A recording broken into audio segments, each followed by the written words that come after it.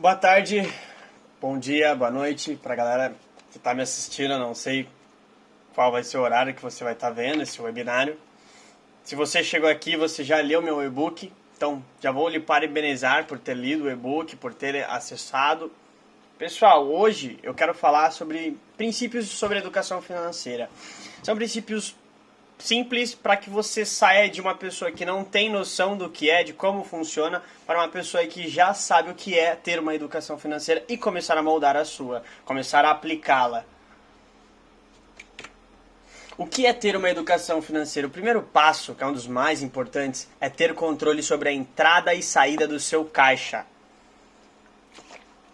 Bom, tem muita pessoa que me questiona e fala assim: Lucas, mas caixa é só para empresa. Eu gosto de usar a caixa como pessoa física também, porque nós temos o nosso caixa, nós temos o nosso salário, nós temos a nossa reserva, nós temos o nosso caixa de oportunidade. Cada um faz o esquema que acredita ser melhor. Porém, tem que ter um esquema, tem que ter uma forma de pensar, tem que ter esse estudo sobre como fazer esse caixa, como fazer o seu caixa pessoal. Então, por que ter controle sobre a entrada e saída? O principal é o que todos falam aqui. Não pode sair mais do que entrar. Então, você tem que ter uma média. Lucas, eu sei quanto eu recebo mensal. Porque muitas vezes a pessoa ela faz diversos bicos, ela faz diversas vendas, ela trabalha comprando e revendendo produtos e acaba não tendo esse controle de entrada. Então, ele é muito importante. Por incrível que pareça, ele é um dos pontos mais importantes também. Então você tem que ter controle de quanto está entrando para o controle de quanto está saindo. Para você também não acreditar ter aquela falsa esperança, sensação, né, de que está entrando mais do que está saindo. Muitas vezes está saindo muito mais do que entra, só que você não está parando para ler, você não está parando para analisar. Então tem que ter muito foco, muita atenção. Ter controle sobre a entrada e saída do caixa. O segundo passo é saber aonde investir, saber para onde vai os seus investimentos, saber aonde destinar o seu dinheiro. Isso é um dos pontos mais importantes. Saber aonde investir é um dos pontos principais. Por que é um dos pontos principais quando se trata de finanças, educação financeira? Porque você tem que saber para onde você vai destinar o seu dinheiro e tem que ser destinado para algo inteligente, algo que seja estudado, algo que seja analisado. Válido realçar que tem que ser algo que rege sobre a nossa legislação. Tá, Lucas, então eu tenho que saber para onde eu vou destinar o meu dinheiro, que vão ser os meus investimentos, que vão me trazer uma quantia maior do que eu estou aplicando. É sempre válido realçar isto. A partir do momento que você pensa em investir, você pensa em receber mais do que você está aplicando. Isso é o primeiro passo que você tem que ter em mente. E eu gosto de realçar um ponto aqui, que a galera é um tabu, né? Muitas pessoas me falam: Lucas, mas eu trabalho, eu mereço comprar as minhas coisas, afinal de contas eu trabalho o mês inteiro, por que eu não vou comprar? E eu te respondo com outra pergunta. Você trabalha o mês inteiro e não vai fazer nenhuma poupança para o seu futuro? É isso então? Você só vai viver naquele mês, você não vai ter mais anos pela frente, você não vai ter que viver depois dos 40? Você acredita que é só aquele mês, somente naquele exclusivo mês que você vai existir? Então tem que se planejar, tem que ter essa análise, tem que parar para olhar todos os pontos que realmente importam na nossa vida. E é um benefício podermos ter esse controle de caixa, afinal de contas nós vamos controlar para onde será destinado o nosso dinheiro, nós vamos ter o controle da nossa vida. Conseguir traçar objetivos e metas financeiras. Por que eu gosto de colocar esse como terceiro ponto? É um dos pontos também muito importante, que conseguir traçar objetivos e metas vai te auxiliar a não desistir do processo. Muitas pessoas falam: Lucas, eu tenho uma educação financeira muito regrada, porém não me levou a lugar nenhum. Então comece a traçar metas financeiras do seu nível. Como assim, Lucas? Metas financeiras que sejam alcançáveis. Eu recebo R$1.000 por mês e eu consigo poupar 200 por mês. Isso aqui é um cálculo básico para o pessoal entender. Eu consigo poupar 200 por mês em um ano. Quanto você conseguiria guardar? Traça isso como meta. Ela é mais alcançável. E aí você também começa a estipular reservas, que eu já vou explicar um pouquinho mais para frente. Saber trilhar o caminho para a realização de seus sonhos. Lucas, mas o que isso tem a ver com educação financeira? Educação financeira é a ponte que vai te levar até os seus sonhos. Tem muita pessoa que fala: mas o dinheiro não tem nada a ver. Uma vez eu expliquei para um primo meu que ele tem um sonho de ser jogador de futebol. E, cara, eu expliquei pra ele que ter controle financeiro iria ajudá-lo. Por quê? Porque muitas vezes ele pode ter uma oportunidade de fazer uma viagem pra longe, pelo simples fato de ele não ter nenhum controle financeiro, ele não teria dinheiro para poder fazer aquela viagem, para poder investir no profissional dele e muitas vezes exponenciar todos os seus ganhos. Porque a gente nunca sabe quando vai ser a hora que a oportunidade vai bater na nossa porta. Então a gente tem que estar preparado para ela. Então saber trilhar esses caminhos para realizações dos sonhos é essencial. E muitas vezes o sonho não precisa ser profissional. É um sonho de fazer uma viagem, é um sonho de comprar um carro, é um sonho de comprar uma casa. Então ter planejamento financeiro é essencial para a realização desses sonhos. Por onde começa? Por onde a gente vai começar? O primeiro passo é a aceitação da sua realidade, aceitação da vida que você tem hoje. Você tem que se aceitar. Como assim se aceitar, Lucas? Você precisa sentar com você e falar: esse é o estilo de vida que eu consigo me proporcionar agora. Então, eu não posso tentar estipular um estilo de vida muito superior ao que eu posso aguentar, porque o meu financeiro não bate com isso, o meu financeiro não vai me ajudar. Então eu tenho basicamente uma obrigação já de ter que aceitar a sua realidade, a sua vida. Você tem que aceitar ela da forma que ela é. Isso vai te ajudar muito quando se trata de finanças, porque você não vai arriscar colocar dinheiro em coisas que você sabe que não bate com o seu perfil, não bate com o seu estilo de vida atual. E vai subindo conforme as escadas. Nada de querer pular degraus. Vai subindo conforme as escadas, que não vai ter risco de nada acontecer de errado. Você vai estar aprendendo com essas escadas, com esses degraus que você está subindo. Anotando os objetivos de vida também, ele é essencial, porque quando você começa a traçar metas financeiras, você começa a aceitar as suas realidades, você começa a traçar quais são os degraus que você vai subir. Ah, mas o meu sonho agora é sair das dívidas. Beleza, então o primeiro passo, o primeiro objetivo seu é sair das dívidas. Posso sair das dívidas, eu quero começar a fazer uma reserva emergencial. Posso sair da reserva emergencial, ela estiver pelo menos 6 meses do meu estilo de vida atual, eu quero começar a investir. Posso começar a investir, eu quero já começar a me planejar para comprar a minha casa. Cara, e assim vai. E aí você não vai pulando os degraus, assim você não se atola em dívidas, assim você não se afoga. Depois começar a estruturar uma forma de iniciar, que seria esse startup aí, esse início, esse pontapé inicial que eu falei, que seria traçar objetivos e já começar a colocá-los como metas. Como que eu vou começar a tirar meu mês do vermelho? Como que eu vou começar a parar de gastar mais do que eu estou recebendo? Muitas vezes analisar, fazer anotações. Anotação é o pivô principal para quem quer fazer esse tipo de estrutura para dar início a uma educação financeira, anotação dos seus gastos, porque muitas vezes são gastos tão supérfluos que você nem nota. Então, se você passa a anotar num caderno, ou você entra num banco digital ultimamente, ou hoje, na nossa atualidade de 2020, é muito mais fácil você conseguir fazer as anotações digitais, porque tem muitos cartões que permitem que você faça isso. Muito mais fácil do que era antigamente. Como eu realcei, o primeiro ponto, saindo do vermelho, principal. Lucas, mas eu consigo fazer um extra no sábado e aí eu não posso investir com esse extra. Cara, mas você tem dívida, eu tenho. Então você não vai investir enquanto você tiver essas dívidas, porque isso afeta emocionalmente você, vai te afetar psicologicamente. Então você precisa primeiramente sair dessas dívidas, assim você vai limpando, como eu falei, são degraus, né? Você vai limpar o primeiro degrau, vai começar a subir no primeiro, subir o segundo, e aí você vai começar a trilhar o caminho. Você vai começar a escolher qual é o caminho que você vai querer tomar.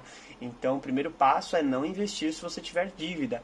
Porque até o sentido dos investimentos é você ter uma liberdade financeira, você ter um controle sobre suas finanças. Se você tem dívida, você já não tem um controle. Então isso foge até do conceito que é investir. Como parar os gastos? O primeiro passo é fazer as anotações e classificá-los. Classificar eles é a melhor forma e começar a te dar esse luxo. Como eu te falei lá na frente, tem muita pessoa que fala: Lucas, eu trabalho o mês inteiro, eu não vou ter como gastar meu dinheiro. Você vai ter como gastar e você vai ter que começar a estipular metas para esses gastos. Lucas, eu recebo R$1.000, é um exemplo, tá, pessoal? Eu recebo R$1.000. eu quero estipular meus gastos supérfluos porque eu gosto desses gastos. Então estipulo uma meta financeira para esses gastos. R$500, R$200, R$300, R$100 para gastos supérfluos, que você sabe que é besteira, vai até te satisfazer mais, porque você sabe que não está gastando algo que não deveria, você está gastando algo que você já colocou como uma meta, né? Você já colocou ali, eu sei que esses R$100 eu vou gastar com isso. Então quando você estiver gastando, você não vai se sentir mal, falar, nossa, eu gastei com isso. Não, eu já sabia que ia ser gasto com isso. Então isso é um bom meio de parar com esses gastos e classificá-los para ver qual é o grau de importância que eles têm na sua vida. Muitas vezes foram gastos que não atrelaram a nada e que se você pega para ver no teu mês, no seu mensal, né, você pega o seu cartão, vê todos os seus gastos mensais, você vai ver que os gastos no início do mês não tiveram interferência nenhuma no andar do mês. Foram gastos totalmente supérfluos que poderiam ter sido cortados. Tudo bem? Terceira pergunta é: o dinheiro me faz feliz? Isso é muito subjetivo, não tem como te responder, falar o dinheiro não te faz feliz, o dinheiro me faz feliz. Mas o que eu acredito, que todo mundo que deve estar vendo também vai concordar comigo, é que o dinheiro não traz a felicidade. O que traz felicidade é o que ele consegue atribuir, o que você consegue trocar por ele, entende? Então, tipo, o dinheiro ele é trocado por bens materiais. Então a gente tem que começar a enxergar o dinheiro como moeda de troca. Somente o dinheiro não... Tem muita pessoa que psicologicamente acaba colocando o dinheiro como algo que traz felicidade. Então o dinheiro não traz felicidade. O que traz felicidade é o que ele consegue lhe proporcionar. Certo? Então isso te tira... Por que é legal fazer essa pergunta do que me faz feliz? Porque tem muita pessoa que acaba se transformando em pão dura e sem sentido. Lucas, eu guardo muito dinheiro, eu tenho educação financeira. Se você está guardando de forma sem sentido, sem um estudo, sem uma base, não está investindo, você não está vivendo a vida, você está sendo somente pão duro. Você só está deixando de gastar dinheiro. E educação financeira não é isso. É fazer é poupar o dinheiro de forma inteligente, é ter um controle das suas finanças. Se você é um pão duro que não gasta com nada, você está deixando o dinheiro te controlar da mesma forma, porque você acredita que ele vai te trazer felicidade e você só vai guardar dinheiro, você não aproveita o que você tem para aproveitar aqui na vida. A questão não é deixar de viver, mas também não esquecer que o mês que vem vai vir. Não esquecer que vamos viver por mais um ano. Não tem como te falar quando vai ser o seu último dia na Terra. Então a gente precisa sim pensar no ano que vem, no mês que vem, nos próximos 10 anos. É importante, muito importante pensar, é muito importante refletir sobre essas coisas e se planejar. Voltando a responder a terceira pergunta, né, que o dinheiro me faz feliz, é legal você também parar para analisar nas coisas que você gasta, porque muitas vezes você tem gastos supérfluos que você conseguiria ter a mesma felicidade com esses materiais com gastos muito menores, que te trariam a mesma sensação, que te trariam a mesma felicidade, porém iria reduzir 50%, 80%, 100% dos seus gastos. Muitas vezes você nem gasta, você consegue fazer por conta as coisas que você está pegando. Então, para pensar um pouco nisso. Felicidade também atribui, o que é legal, é que como eu mencionei aqui, o dinheiro ele é uma moeda de troca, certo? Você não fica com dinheiro por ser feliz, você troca ele por algo que vai lhe trazer a felicidade. Então, quando você tem um material do qual você não faz mais o uso, ele não vai mais te trazer felicidade. Isso te ajuda a não se apegar também aos bens materiais. Você é livre, você controla o dinheiro, você controla os seus gastos, você sabe o que te traz felicidade. Então você sabe que ter um material que já foi utilizado por muito tempo, que você não vê mais felicidade naquilo, você não vê mais sentido em ter ele, você para de ficar acumulando tralha e passa a vender elas. E isso vai fazer um rotativo grande no seu caixa e vai te ajudar a não ficar no vermelho. Agora que você ficou no azul, você já está preparado para começar a investir. Então, vou começar a investir, Lucas. Hoje foi o mês que eu saí das dívidas. O que eu vou fazer? Como que eu vou começar? Você vai começar se planejando. O que é essa parte de planejamento? A parte de planejamento é a parte que você começa a estipular quanto você vai guardar para reservas emergenciais, que isso é muito importante. Eu acho a terceira pergunta, eu vou até responder ela. É importante a reserva emergencial, por quê? Porque a reserva emergencial é para gastos que você ainda não consegue visualizar. Como assim, Lucas? Eu não consigo visualizar? A não ser que você seja um vidente, um cara que consiga prever o futuro, você não consegue saber o que vai acontecer mês que vem. Muitas vezes você tem um carro. Lucas, eu tenho um carro, uma moto. E se essa moto quebrar? E se esse carro quebrar? Você tem uma reserva para isso? E se sua mãe, algum parente familiar próximo de você passar mal e precisar de medicamento e que isso gere e que isso vai gerar gastos?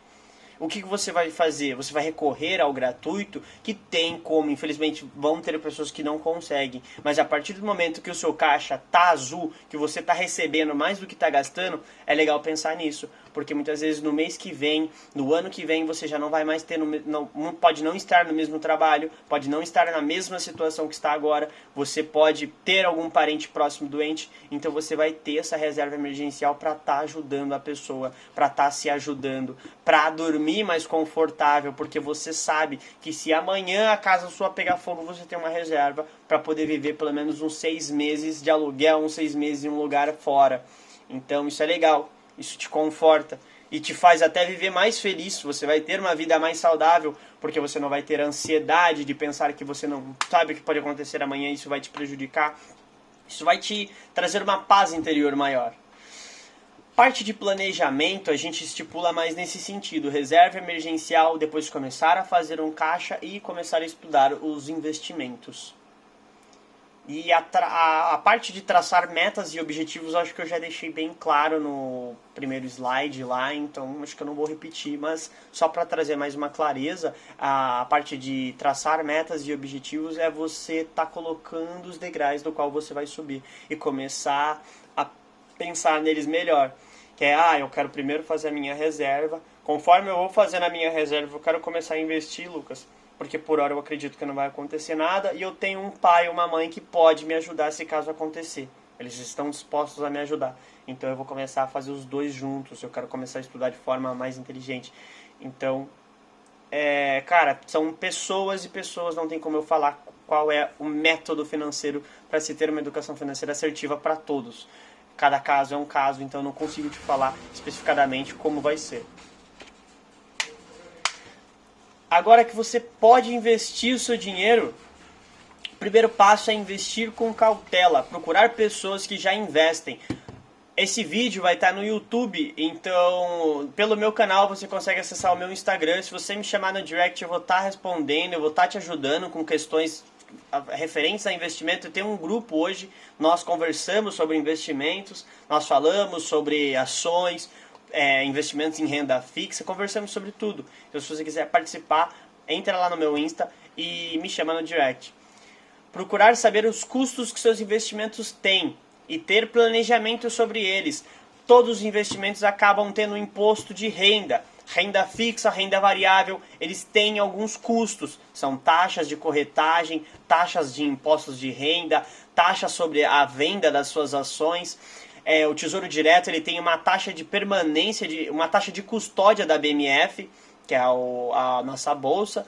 Então é muito bom você ficar atento, porque assim você consegue estipular a sua rentabilidade com mais assertividade. Você tem mais certeza de quanto vai te rentabilizar esse investimento.